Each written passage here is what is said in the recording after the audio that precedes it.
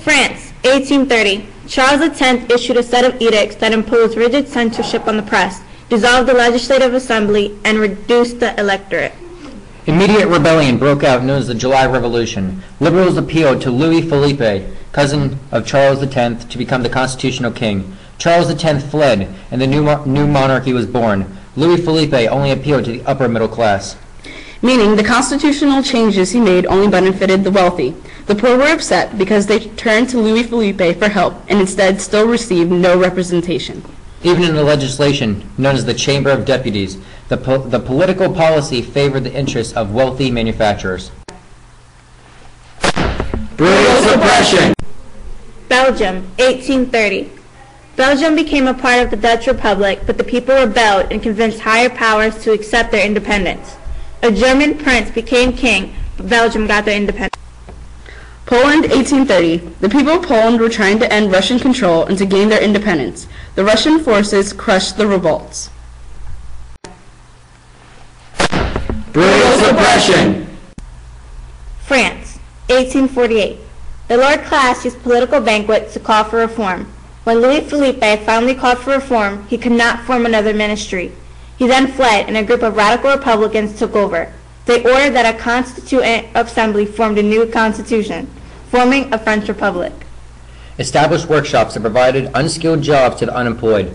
From March to June, the number of unemployed enrolled in the workshops rose from 10,000 to almost 120,000, frightening the moderates. In response, they closed the workshops. The workers refused to accept the decision and poured into the streets, resulting in 4 days of bitter and bloody fighting. Thousands were killed and 4,000 prisoners were deported to Algeria in North Africa. Brutal suppression! News of the revolution in Paris triggered upheavals in Central Europe as well.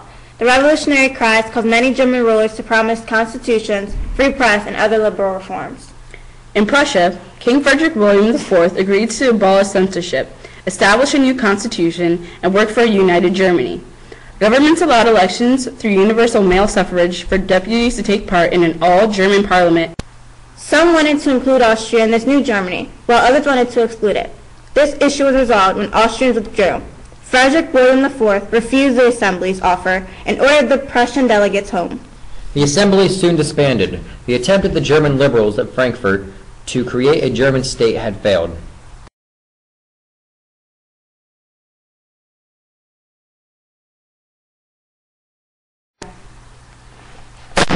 Brutal suppression!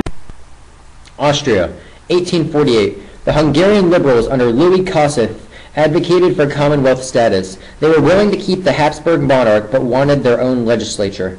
In March, demonstrations in Buda, Prague, and Vienna led to Metternich's dismissal. In Vienna, the revolutionaries' first success came in June when a military force under General Alfred Windischgratz suppressed the Czech rebels in Prague. With the death of the minister by a Viennese mob, gave Windischgratz the pretext for an attack on Vienna. By the end of October, the radical rebels had been crushed. Nicholas I sent 140,000 Russian soldiers to aid the Austrians, and finally ended the Hungarian Revolution. The revolution in Austria also failed, and an autocratic government was restored.